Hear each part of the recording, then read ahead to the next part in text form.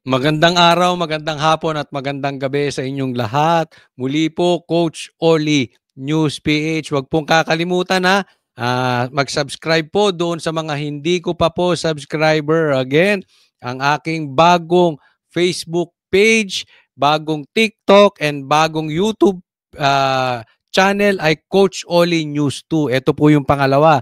Dahil nabalitaan nyo na, sigurado ko na karamihan ng channel, ang Facebook channel ng SMNI ay ginurgur. Napakadami pa namang viewers doon. Andoon po kasi yung kanilang YouTube ay matagal nang ginurgur, pabago-bago na lang yung kanilang malakas na YouTube tinanggal na. Ngayon naman binabanatan parati ang Facebook. So in protection lang, at alam ko naman yung ibang vloggers na sinusundan ninyo katulad nila Sas ay hinarang na rin ang mga Facebook, no? So, sana suportahan nyo rin po ang aking second page, second channel. Lahat po yan pare-parehas lang, Coach Oli News 2. Pero doon sa mga hindi ko pa po subscriber, dito sa main page, sa main channel ko, Coach Oli News 2, ay mag-subscribe na po kayo. Sabi ni YouTube, karamihan ng nanonood kay Coach Oli ay hindi pa nakaka-subscribe. So, siguro mga kalahating milyon pa kayo. So, hindi. Kidding aside, magtulungan po tayo dahil alam nyo naman, bibihira na lang po ang mainstream media na nagbabalita ng patas. So, andyan ang SMA at yung mga vloggers, mga Duterte team vloggers ay suportahan po natin. Okay? So, hindi ko na po pagtatagalin. Dediretso tayo sa ating topic ngayon. This is si Torre, nagkautal-utal at eto, may nasisilip sa kanya. Eto, kahinaan ni Torre. Okay? Eto, lagot na siya dito. Panigurado, lagot siya dito. So, pag-usapan natin yan. Kay Coach Oli, bida ang balita. Kaya, dire-diretso na po. Pag-usapan natin. Di ba, napakatapang nito si, napakatapang nito si Torre. Hihilain pa raw. Mga ganyan ang banat niya. Ngayon, pinapalusot niya ang hindi naman daw si Presidente Duterte, hihilain niya si Medjaldea o yung mga abogado. Pero matapang ito. Matapang, di ba? Tingnan natin ngayon, ang tapang ni Torre pag walang mga kasamang marami. Or, ang tapang ni Torre kung walang baril. Or, ang tapang ni Torre pagpatungkol sa katwiran, utak, at katotohanan ang usapan. My main processes during the time is that I have implemented a warrant. Nagkakabulol-bulol na. And it is, therefore, the person is already arrested by virtue of a legal warrant. Ba't kayo masyadong nagmamadali? Ayun. Hindi ko alam, parang natatay. Sa bagay, yung pagmumukha ni Torre talagang natatay na eh. No? Pero ngayon lang tayo nakita ng ganito, itatapon nyo sa mga puti na dating presidente, kahit ordinaryong Pilipino, padadala nyo ron. Nagmamadali. Kaya nga ito illegal arrest. Dapat ito, hinarap muna sa korte si Tatay Digong. Sa korte natin. Madali. We are going, unang-una ma'am, ang reglementary period, mamalasin naman kami pag hindi na. Pambihira. Narinig nyo? Ang reglementary period. Ano ba ibig sabihin mo nung may regla ka? Reglementary period. Pini-period to, pambihira ha. Di ulit. Unang-una ma'am, ang reglementary period, mamalasin naman kami pag hindi namin ginawa ang Ayun, mamalasin sila pag hindi ginawa. Ano ibig mo sabing mamalasin pag di mo ginawa? Hindi ka makakatanggap ng reward? Wala kang pera? Wala kang bonus? Papagalitan ka ni BBM? Hindi mo makukuha yung gusto mo maging PNP chief? Anong ibig mo sabihin na yung reglementary period mo na yan, yung mamalasin ka naman na yan, anong ibig mong sabihin? Malalim yan.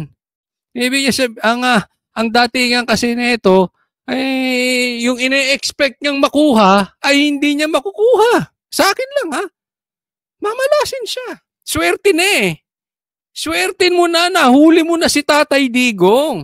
Ayan na yung reward mo. Balik tanaw mo na.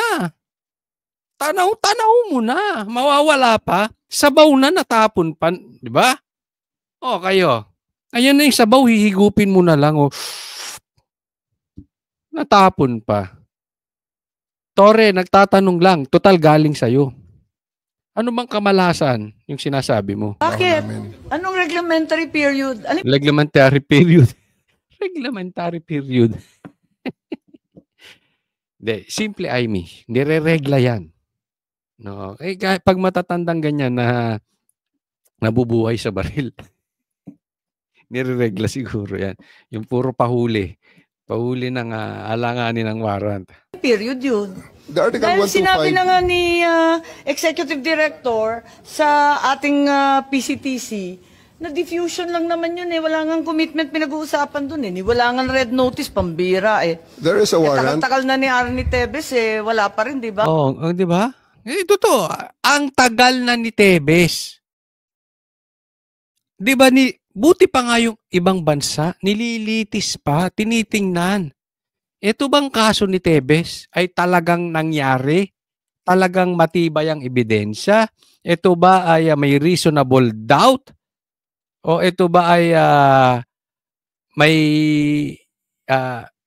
karampatang ebidensya para ito ay i-persecute sa Pilipinas? O ito ay political lang? Di ba? Pinadaan sa korte ng Timor-Leste kahit nagre-request si DOJ. Kaya nga siguro dinudugo si DOJ, talagang galit na galit, nangingitim na, nakita nyo? Galit na kay Jaime. Nag-ano na, konti na lang, aatakihin na sa puso. Inatake na nga ng pagsisinungaling itong magkapatid eh. Di ba? Inatake ng pagsisinungaling. Oh. May baka kasunod niyan eh, atakihin na ng ano to. Ay, nako, wag naman sana, no? Ng masamang atake sa puso. Tulad niyan, di ba? Bakit kayo nagmamadali samantalang ang ibang bansa nagmamalasakit sa Pilipino? Kayong mga Pilipino, kayong iilan dyan. Nasabi nga ni John B, kayong 4 na nagplano huliin si Tatay Digong. Parang kayong 4 lang masaya dyan. Kayong nasa gobyernong nakikinabang kay Marcos, kayo na lang ang masaya sa nangyayari ngayon sa bansang Pilipinas. Figuratively. Diba yan na sinasabi niya, no, Boying? Na yung sinabi raw ng bata niyang abogado na si Utoy, ay sila daw ay competent judicial court. Ngayon, binabawi. Itong magkapatid na to, laban bawi, di ba? Ba't kayo nagmamadali? Ano yung reglementary period mo? Ano? May I Sagot! refer you to the SOJ, ma'am? Lang naman yun eh. Wala nga commitment. Tagal na ni Arnie Tevez eh. Wala pa rin, Ulit diba? ako napindot ko, sorry. Ba't kayo nagmamadali? Ano yung reglementary period mo? May I refer you to the SOJ, ma'am? Ayun! Pag wala palang baril to si Torres Sumbongero. Hindi pala kayang sumagot nito mag-isa. Sinagot nito yung napakatalino si Atty. Torion. Grabe kung paano sagutin nitong mama na ito. Napakatalino. Narinig nyo na ba si Atty. Torion? Sharp. Ang memory ni Atty. Torion ang tindi. Pinagsasagot ng mama na ito. Ngayon, si PRRD, ang laki ng experience sa politika. Naging piskal. Ang tagal. Pinagsasagot ni Torre. Mahal ng taong bayan na si PRRD, binalasubas ni Torre, pinagsasagot lang. Dahil may mga kasama. Pag wala palang kasama to, nagsusumbo. Umuurong yung utak. Yung tapang pala ng utak nito, yung kanyang pagiging argumento, yung kanyang pagiging makipag-debate, pag marami lang palang kasama. Sige, sumbong mo kay Boying. If the SOJ wants to answer that. Hindi ba pwede kayo na muna? Yung barado ka. Barado ka kay Jaime. Lutong-luto ka. Ikaw na lang muna. Pambihira ka naman, Tori. Hindi mo kaya. Mauna lang kayo, tapos sa CSOJ. Hindi, mauna si Boying. Mamaya, ganyan ka ng ganyan. Mamaya, sampahan ka ng libel ni magsumbong yan kay Castro, kay Claire. Tapos sampahan ka ng libel, tapos hulihin ka niyan si Torres sa labas pag maraming kasama. Delikado yan. Pag maraming kasama, ano yan? Makikipagsagutan sa yan. Papasukin ka namin. Sayaw sa gusto mo. Saka ka na lang magreklamo. Ganyan ang mga banat niyan. Ako na ang pinakamataas dito. Wala nang judge dito. Ako pinakamataas. 2 stars. Oh. Yari ka, Amy. Okay, ma'am. Okay. My main processes during the time is that I have implemented a warrant and it is there. Kita niyo yung boses? I-compare niyo yung boses niya. Kung paano niya sinagot-sagot si Tatay Digong at si Atty. Torion. Ngayon, nanginginig ang boses. Ewan ko, kayo mag-observe. Diba? Ilagay niyo sa comment section, tama ba ako kung mali? Di mali. Diba? Kanya-kanya tayo eh. Ako yan ang na-observe ko, kayo ba? For the person is already arrested by virtue of a legal warrant. And Article 125 comes into play of the revised penal code, which is entitled Delivery of Persons Legally Arrested to the Proper Judicial Authority. And I do believe at this point, the proper judicial authority, yan yung pinagtatalunan. The proper competent judicial court is not the DOJ. Korte. Judicial, hindi executive. Ang DOJ po executive. Yan yung sinasabi ko, naglaban bawi si Remulla. the judicial authority will be the ICC. Therefore, I have... Hindi rin ICC. Dito nyo nahuli. Sa bansa nyo ba nahuli? Sa bansa natin. Iharap nyo sa korte dito. Pilipino ba siya? Hindi. Dito muna. Then, pag sinabi ng ng korte natin, oy, sige. Dapat ICC mag-declare, humusga dyan. Ang tawag po ron, Tore, due process. Pinadaan nyo muna sa proseso. Para kang mangingitim pagka hindi mo napadala agad eh. But anyway, sa'yo na nga galing. Mamalasing ka. Baka hinabol mo yung swerte mo. To abide with that Article 125 of the So revised inaamin penal mo warrantless arresto.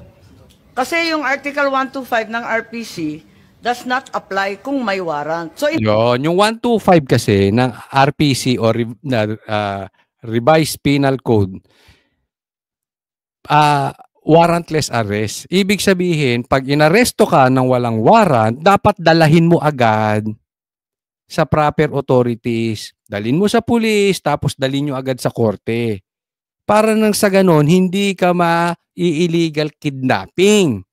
Kasi walang warrant eh. Hinuli mo lang. Nangyayari po kasi yung walang warrant, kunwari, yung ongoing yung commission ng crime. Halimbawa, nag-snatch. Ganyan. So, kailangan ipresenta mo agad. Di ba? Pagka may ongoing, pwede mong hulihin, pero ipresenta mo agad. Yun yung sinasabi ni Amy dito. So, inaamin mo, yung paggamit mo dyan sa batas na yan ng Revised Penal Code, warrantless. So, walang warrant. Inaamin mo, Tore, walang warrant. Kasi ginagamit mo yan. Anong sagot ni Tore? inaamin mo walang warrant. At the many stages, ma'am, all the many other, Hindi, among make other up your laws. mind. Tingnan mo, ang layo na sagot. May warrant, wala. All the stages. Kita nyo kung paano ito makipag-usap pagka siya yung nasa ibabaw. Ito po, sa ating mga Pilipino, hindi lang kay Torres, sa lahat ng mga Pilipino sa buong mundo. Pag tayo ngayon ang nakakaangat-angat, yun po ay pinagpala tayo ng Diyos para gamitin natin ang ating kapangyarihan para magsilbi sa iba. Hindi para mang-api, gamitin natin yung kinaangat natin. Kasi darating at darating ang panahon, even the most powerful tatanda. Even the most strong, the strongest will become weak. So, umiikot ang mundo eh. Kita mo yung tapang nito. Ngayon, tinanuan nangyari. Nagkautal-utal. Di ba? Bakit? Hindi niya teritoryo. Wala siyang bata-batalyon na pulis na kasama. General Torre, warrantless arrest ba to o may warrant? Kasi ang liwanag naman ng Article 125 No, you decide. Ano na, Torre? May warrant o walang warrant? ng revised penal I do code. believe that I have a warrant at this Oh, may warrant ka. Ba't ginagamit mo yung anong yan? Mali, actually, yung pagkahagamit niya dyan sa batas na yan, ng 125 ng RPC, mali. time. I just don't want to be... Hindi walang reglementary period. Mamili ka. Kapag warrantless arrest, edi may period. Kapag may warrant, walang period. Just the same, ma'am, I have to deliver Hindi him to the pareho judicial yun, proper authority. kapatid. Yan, to the rescue. To the rescue, Boying. Nasusukol na. Nagre-rescue na si Rimulya. Nasusukol na. O, ano ang gagawin ng isang Rimulya pag sukol na? Tatanggapin ba yung pagkakamali? Mag-a-apologize? Ano, pag sukol na? Hindi magkapareho yun. The reglementary period only comes into play when there's a warrantless arrest in accordance with Article 125 of the Revised Penal Code. Di po ba? At saka may kinalaman yun sa delivery of the accused and arrested. Di po ba? And I'm being cautioned by the DOJ, ma'am, that it may be sub judice already. Yon, sub judice. Sukol na, sub judice. Yan ang Rimulya. Di ba? So pag kayo ang gigipitin, magsasubjudice kayo. Pag kayo hinihinga ng warrant of arrest, sasabihin nyo, hindi, papasok kami dyan sa ayaw sa gusto nyo. Hindi, ako 2-star dito, doon na kayo. Doon na kayo magpaliwanag sa ICC. Yan ang sinasabi natin.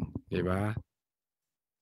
To discuss that because of the habeas corpus pending in the Supreme Court, ma'am. Ayan. Subjudice, kasi ando na yung usaping habeas corpus na kaso sa Supreme Court. So, hindi na pwedeng pag-usapan yung merits of the case. So, lumulusot. Pero, nasukol na siya. Namati na siya. Oh. Booking na siya. Wala na siyang lusot. Pati ba naman ng revised penal code, naging executive session? Ayan. Bakit niya sinabi niyang pati ba naman revised penal code ay naging executive session? Kasi pag nasusukol itong Rimulya Brothers, manghihingi ng executive session. Ganon. Hirang buhay ito. Sukol. Magaling dito, magaling. Okay, hindi ko po sinusuportahan again si Amy ha. Ilang beses kong sinabi, huwag niyong iboboto ito. Kaya lang, tama siya dito. Sa pagkakataong ito, gamitin natin. Gamitin natin yung kanyang kanyang tama. Next topic po. Ito, pag-usapan natin kasi napakaganda rin nito, no? Tingnan natin kung gaano kagaling ulit si Torre. May I ask General Torre, how did you think did you handle the arrest of former President Duterte properly? Yes, sir. I do, sir. It's proper. It was proper. But when I saw the video, it was really, for me as a citizen of this country, it was really unbelievable. It was a very, very big disappointment. Because I can relate, General. Because when we were arrested way back 2001, together with my father, the same thing happened. All right, we were in the wee hours of the morning. We were the policemen barged in our hospital room at the Veterans Memorial Hospital. They were arresting us. They wanted us to be transferred to another detention cell because after the May 1 siege, at ano sabi ng mga pulis? Kalad ka rin na yan mga yan pag ayaw sumama. Ganyan, hindi ako nagtatanong lang sa mga pulis ha. Yung mga ganun ba kailangan pa? Yung kalad ka rin na yan. Hihilahin ko yan. Kasi, alam mo, kahit gaano ka-powerful ang tao, kung marami naman na kayo doon, hindi na naman magre-resist ng arrestong mga ito eh. Diba? Papayag na lang sila magpa-aresto kahit na sa tingin nila mali yung pagkaka-aresto siya kanila. Halimbawa, nung ginawa kay Tatay Digong, siyempre andun yung asawa niya at yung anak niya. Kahit ako nasa lugar niya, kahit sa tingin ko, hindi ako dapat arestuhin. At andyan ang pamilya ko, Kaysa madamay at masaktan yung pamilya ko, eh susuko ako. So hindi na kailangan yung hilahin ko 'to, sasaktan pa, hindi na kailangan ng mga gano'n, eh. Eh, ito ba'y nararapat sa tingin ninyo sa pag-uugali ng mga kapulisan natin? At the same time, when I saw the video, parang nag-flashback sa akin yung ginawa ng mga kapulisan nung araw sa amin. At ang sabi mo, hihilahin ko yan, hihilahin ko yan. Is that Alam mo nababastusan talaga. Kayo ba, nabastusan kayo nung binabanggit ni Toria na hihilahin ko yan, hihilahin and hindi 'to masyadong pinalabas sa mainstream, ha? is that what you said, General Torre? Sir, it's already all optics and tactics already because it's already Yung optics, tactics, kailangan ba eto si Torre pala 'no, ibang-iba siya pagka maraming kasama 'no, ngayon paikot-ikot siya. Pero very direct siya 'pag andiya-diyan yung mga bodyguard niya, marami siyang kasamang di-baril, marami siyang kasamang pulis. I'm asking you, did you say that? Hihilahin ko, hihilahin yes, ko yan. sir, and I actually made good of it, What sir. what prompted you to say that?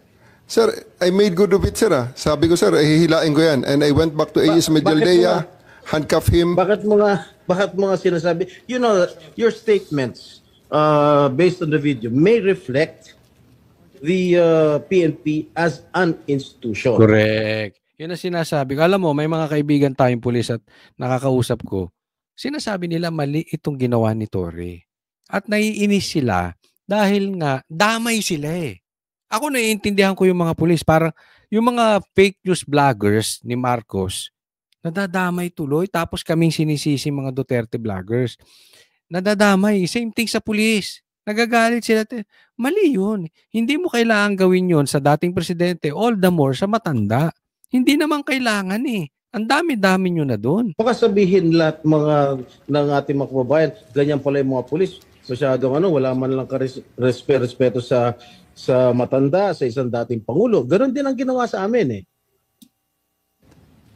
Can you justify why you said that Alam mo ako, naiintindihan ko to bagamat na sumablay to si Jinggoy that time, para sa akin, nung iniimbestigahan yung pagkabangag ni Marcos, no? Meron siyang mali doon. Pero ito lang, gusto kong i-discuss tong sinasabi niya na nangyari kasi sa kanila eh. So, alam mo, pagka meron nangyari sa inyong masama, dapat yun, meron kang kinakatandaan at natututo ka. Magiging advocate ka nung pangyayaring masama at iisipin mo, nagagawa ka ng paraan na yung nangyari sa amin ay hindi na mangyari sa iba. Exactly, dapat ganyan ang ginawa ni Marcos. Sila Marcos, tinangay sa palasyo. Binala sa Hawaii. Nangyari sa tatay niya, yung tatay niya namatay sa ibang bansa. Yung tatay niya pinakulong ng Aquino and yet pinalibing ng Duterte. Dapat si Marcos may natutunan na. 'Di ba? Hindi ko nahahayaan na mangyari ito sa iba dahil masakit eh. Nangyari sa pamilya ko, masakit. Lalong-lalo na yung tinulungan ng pamilya ko, ipalabing yung tatay ko, nang dahil doon nakabalik ako bilang presidente, dapat hindi niya na ginagawa sa mga Duterte. Maling-mali doon si BBM sa katunayan. Halimbawa, ikaw ay biktima ng rape. Biktima ka ng meron kang namatay na kamag-anak. 'Di ba magkakaroon ka ng advokasya na ayaw mo sa rape, ayaw mo sa violence, at gagawa ka ng paraan. Instead, ang ginagawa ni Marcos kabaliktaran kasi alam mo pagka may masamang nangyari sa inyo, may masakit na nangyari sa inyo, dalawa lang ang reaksyon ng tao. It's either matuto siya doon sa sakit na pinagdaanan niya at sasabihin niya sa sarili niya, hindi niya hahayaang mangyari ito sa ibang tao, or gaganti ako. Wala akong pakialam sa inyo. Nangyari sa amin, dahil with you all, gagawin ko rin kung kanino man na may kapangyarihan ako, gagawin ko yung ginawa sa amin. Dahil mali kayo, gawin ko sa inyo. Hindi dapat ganun. Ganyan po ang nangyayari kay Marcos. Instead na nag-advokasya siya, binago nila ang trajectory binago niya ang pangalang Marcos at bumawi siya. Hindi, ngayon hindi. Bumabawi siya doon sa mga inosenteng Duterte yung nangyaring masama sa kanilang pamilya. Hihilayin ko yan. Nakita ko si dating Pangulong Duterte, di naman lumalaban. What prompted you to say that? Mr. Senator, respectfully, the threat of hihilayin ko na yan was not towards the president, the former president. It was ensued after a heated argument between his counsel and General Torre. In no way was the former president threatened with bodily harm. But still, president o si Medeldea man yun, or yung abogado man yun, si Acosta, hindi mo dapat ginagawa yan, Torre. Hindi kailangan, ang dami-dami nyo ron eh. Hindi mo kailangan maghurumentado. Yes, Who was addressing the sinasabihan ni General Torre? Was it the lawyer or was it the former President Duterte? Lawyer, sir, Attorney Miguel Dea. And actually, sir, after that, I actually went back to him, placed handcuff on him after reading him his rights and arrested him for obstruction of justice. And after that, Alright. sir, I brought him to the bus. Alam mo, mali yung obstruction of justice kasi abogado yun eh. May karapatan sa abogado si Duterte, PRRD. Came back again and told Attorney Delgra he's next. And again, sir, Alam mo kung bakit? Alam kong sinasabi nito. Ganyan din kasi sila sa amin nung sinugot yung KOJC. Obstruction of justice. Kinukunan lang. Hindi naman sila hinaharang eh. Kinukunan lang. Ayaw nilang kinukuhanan sila. Ngayon, pag may abogado, obstruction of justice, hindi po. Parte po ng batas natin, ng konstitusyon natin na may karapatan tayo sa abogado. Hindi obstruction of justice yun. I will reiterate with all credits goes to the former president because after he saw that I'm already very, very serious in bringing him into the plane, he said, okay, let's go. And I told Romy, the PSG, to just escort him and he went voluntarily to the bus that brought him to the plane. Sisingit lang ako Senator Jinggoy. Kasi binabasa ko dito yung standard operating ng PNP. Ang liwaliwanag naman eh. No torture, no force, no violence, threat, intimidation, or other means to No violence, threat, vitiate the free will no intimidation. to be used against the arrested person. Di the more, sabi mo nga, ikaw na nag-admit forcefully. Talagang you used force. Bawal po yun.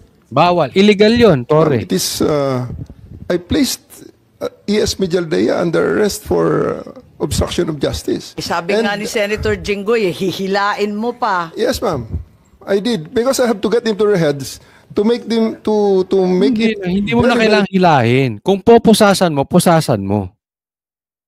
Hindi na dapat nananakot hindi mo pwedeng hilahin. Kung hulihin mo. Pati kailangang hilahin. clear to them that we are already very, very serious of Tama loading nga. the president to the naman, plane. General, Tama si pinapaliwanag mo, Amy. pero bawal ang paggagamit ng dahas, ng pananakot, Ma'am, ng just to be intimidation, or any other means. Ang liwanag nasa kapulisan yan Ma'am, just to be clear, operationally, there was obstruction of justice. It was the decision call of General Torre to place him under arrest for obstruction of justice. Now let us separate what happened to the president. You are talking about Attorney Medialdea. Yes, ma'am. Paano yung iba? No one else has armband. Yung attorney. No, wait. Yung abogado. If I may, Senator Amy. Yes. Madam Chair. Ayan. Sino yung kinaladkad nung isang pulis? Yung security na nakaitim. I think it was General Torre na hinila yung isang abogado. Dalawa yun yung Acosta. abogado, hinila yung upuan, di ba? Tapos yung nakaitim Kailangan ba yun? na CQ, kinaladkad din. Si Attorney Delgra, sir, because he is next to be arrested. And Delgra. because of that, the former President PRRD saw that I'm already that serious. And he said, he prevented the situation from further deteriorating and escalating. So he said, let's go. Isn't he entitled to a counsel of his choice, General? Yes, sir. For 12 hours, he was there. Oh. Can't he speak to his client? Bigla niya na lang... They are there for 12 hours, sir, speaking to each other. Ano? They are there for 12 hours speaking to each Alright. other, sir. One more thing that I noticed in the video, no? Ang sabi ni PRRD, papasukin niyo yung anak ko. Yun. Abogada siya. At ang sinabi mo, hindi ko siya papapasukin. Why not? No, abogado, merong choice ang isang akusado, especially yung huhulihin, siyang pipili ng abogado niya. Hindi ka dapat pala desisyon tore. Siya ang huhulihin eh. Oh. Gerald Torre. That is a decision. That is my call, sir. That is my decision. Considering that Okay. he had already been assisted by 3 lawyers all throughout Okay. that time, sir. And Miskin na, may kahit 10 pa yan. Kung hindi yan ang gusto kong lawyer yung anak ko, karapatan niya yun, nasa batas yun, Tore. gabi na ho yun, sir. The request was made at around mga 9 o'clock na, sir. 11 hours Gerald after Torre, ganito, the ha? first arrest. Tanggalin mo na yung titulo ni Inday Sara. Kalimutan mo na siya na Vice President siya. Pagpalagay natin hindi siya Vice President. She is an immediate member of the family. Nung kami po ay nakakulong, ang immediate members of the family, 24 hours pwede bumisita sa amin, nakakulong kami. Ito hindi pa nakakulong. Anak ito. Bakit hindi niyo pinapasok? Exactly. Maliban doon, is this not a violation of RA 7438 that requires that you guarantee access to an attorney? In addition to... Patong-patong na nga eh. Attorney dapat papasukin, tapos anak pa. Napaka-importante pa naman sa ating mga Pilipino ang pamilya. Diyan nga bilib ang ibang lahi sa atin eh. Yung ating pagiging bilang family. Tore talaga. the immediate family. The president also said na yung anak niya, yung babae, abogado ko yun, papasukin nyo. Hindi nyo pinapasok. Abogado yun eh.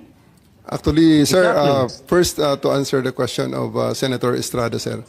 I have told the president that they can visit him at his detention facility because at this time the order of the day is to load him into a plane. So that's what we endeavored to do, and that's what happened. That's what. Alam mo, kahit may order sa'yo, dapat gawin mo ng tama. Hindi may order sa'yo tapos gagawa ka ng illegal para magawa mo yung order. happened, sir. Ano niya bibisitahin yung tatay niya?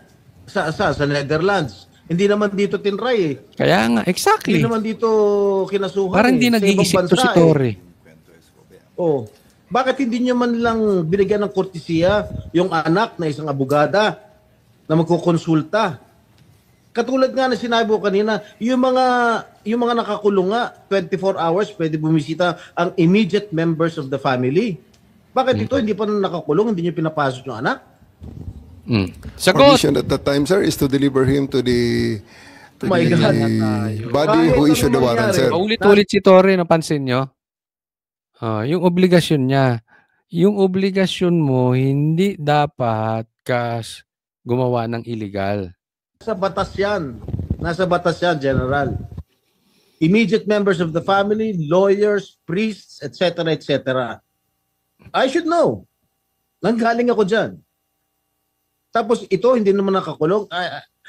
Again, I am not defending President Duterte. I'm just explaining the rights of an accused. Because naging akusado rin ako. And I don't want that to happen to anybody else. Yun sinasabi ko. Pag nangyari sa inyo yung sakit, dalawa lang ang reaksyon ng tao. Ayoko mangyari to sa iba. Or gagawin ko to sa iba kasi nasaktan ako, gaganti ako. Tamaan na kung sinong tatamaan. Basta papasok kami. Parang ganun eh. Dapat naman nagbigay kayo ng konting kortesiya o respeto man lang sa mga dating presidente dahil naranasan namin yan. Nung kinulong po yung tatay ko, ganun din. Walang respeto ang mga pulis sa amin. Porket nawala na ba kami sa kapangyarihan, ganun na lang? Matanong ko naman sa iyo, General, wag naman po sana mangyari, God forbid. Yes. Sa pag sinapit ng ni President, pag sumapit ng ganitong sitwasyon si Presidente Marcos, gagawin mo rin ba yon sa kanya? I hope not. May point siya. Kasi ako naniniwala ako, yung nangyari kay Duterte, soon mangyayari kay Marcos. soon. Kasi talagang katakot-takot na kaso at kapalpakan na nangyari sa bansa natin. Ano, Torre? Kailangan mong bastusin din si Marcos? Maganda yung point ni dito ni ni Jinggoy.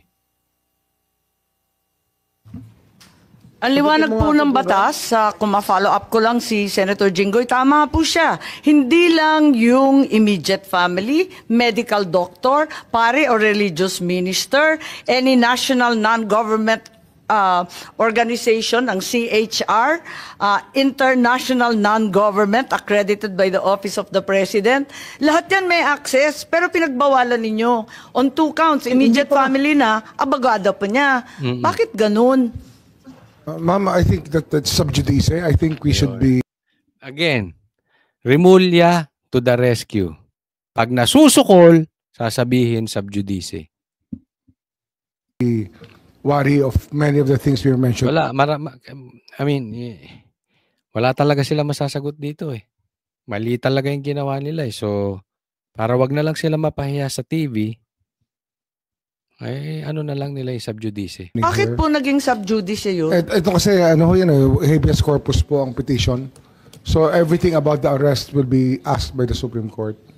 Kanina pa natin kung pwede pinag-uusapan yung arresto. Pero I think that we're just passing, parang lumalampas na po tayo sa boundary. Senator Jinggoy pa? Ang sinasabi ko lang, the manner on how the former president was arrested, because ayoko naman mangyari sa darating na panahon na magkakaroon naman tayo ng ganyan. Sana makapagbigay lang ng korting kortesiya man lang, nakausapin yung mga abogado, pero Pambihira, alam mong dadaling ka ron sa ibang bansa, ibibigay ka sa puti. And alam naman nila, possibly doon na mamatay si Duterte, si PRRD. Ang paglilitis doon, 10 years. Isipin nyo, 10 years on the average. Diba? Ano mangyayari kay Tatay Digong doon? Hindi man lang nyo hinayaan na bago makita man lang yung anak niya. Anong puso meron dito sa grupo ni Marcos? Diba? Yung ganun ba namang kortesiya, dadalhin mo na lang dun eh. Ano bang masama? Wala na ba talagang puso yung grupo ni Marcos? Yung grupo ni BBM, talagang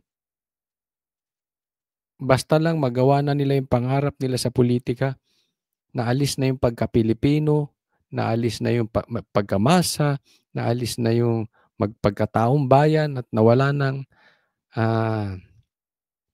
pakailam sa mga tao. Tapin yung mga members ng immediate family niya, sana naman binigyan niya ng pagkakataon. Kaso mo, nung nakiusap si dating Pangulong Duterte na papasukin yung kanyang anak na abogada, tanggalin mo na hindi siya, na vice-presidente siya. Abogada at anak niya, member na immediate family. Times 3 nga ang dyan vice president na hindi mo pinapasok. Anak, hindi mo pinapasok. Abogado, hindi mo rin pinapasok. Sana naman lang binigyan niya ng pagkakataon. Makita niya yung tatay niya bago niyo siya isinakay sa plano. Yun lang naman yung sa akin. Masakit. Tama. Ako. Maraming salamat po. Hanggang dyan na lang po muna tayo. Huwag pong kakalimutan dun sa mga hindi pa po nakasubscribe sa channel ko, Coach Oli News PH. At magkikita po tayo ulit. At hopefully sa mga rallies around ay magiging aktibo po ang inyong lingkod na si Coach Oli at tayo ay sasama kung saan-saan. Maraming salamat po para sa Diyos at Pilipinas nating mahal. God bless everyone.